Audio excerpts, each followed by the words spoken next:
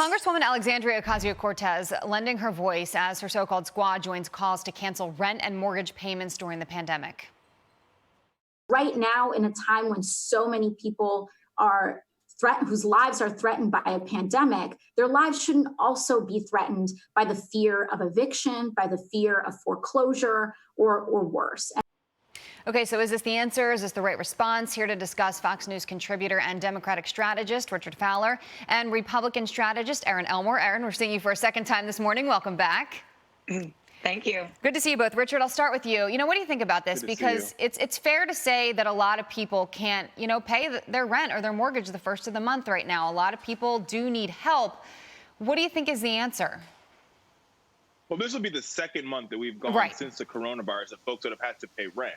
And I think this creates a real problem for a lot of renters all across the country. But let me be very clear. This also creates a problem for landlords across the country, because as renters are dealing with not being able to pay rent, landlords are dealing with the reality of not being able to make mortgages, not being able to make repairs, which is why we have to figure out some way to provide some relief to the American people who are worried, who are anxious about whether or not they're going to be able to pay May's rent or June's rent. Yeah. And so we've really got to figure out a way to do this and do this the right way. Yeah, I was thinking about this. I was a homeowner for the last 13 years up until February of this year. I just sold my house and I had tenants in there for a long time, Erin, and I was sitting there thinking, if they came to me and said, I can't pay my rent this month, ultimately that falls back on me, and then I have to be the one to then deal with, trying to call my mortgage company, see if they can help me. So the brunt of this is going somewhere. It is falling on someone's shoulders. Right. I don't think AOC realizes that we're not dealing with big banks here. We're dealing with landlords, and they need to pay their bills and they need to feed their families. I couldn't agree with Mr. Fowler more, which probably doesn't happen that often, although I like him very much. AOC, although she's an environmentalist, I think she believes that money grows on trees, because everyone has obligations right now. Look, we have 30.3 million Americans out of work in the last 6 weeks. There is a tragedy going on here. There is a crisis in America, and her ideas don't seem to have any solutions and are not grounded in reality in any way whatsoever. Richard, we like you too. You have an op-ed, just to make that clear, you have an op-ed on foxnews.com right now, and it says that the coronavirus stimulus, this will help millennials the most. Why do you think that?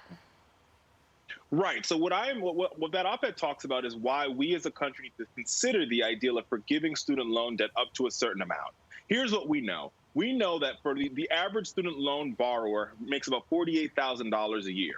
And we also know that they spend about 10% of their monthly income dealing with student loan payments to the United States federal government in a federally supplied, federally backed loan. If we are really thinking about prime pumping this economy, the trick that we've seen from the Great Depression to the Great Recession is you've got to make the middle and the lower parts of the economy work, and they've got to roar, and those folks have to have liquidity. And by forgiving $10,000 of student loan debt or less for these students, or for these folks who are now adults, right, who are part of our society, who work in our restaurants, who work at our local bars, who work at our local retailers, they need some relief. And giving them this 10% back of their wages will create automatic liquidity into the economy and allow them to go out and make purchases, take care of their family, and possibly pay their rent. Interesting. Erin, your final word to you. I think we do a deferral. We can't cancel, because where is that money going to come from? If you made the obligation to pay something, you owe that money, and that's just the American way. Defer it for 6 months. I'm totally okay with that. It's unfair to the people that already paid for their college. When you spend money, you got to pay it back.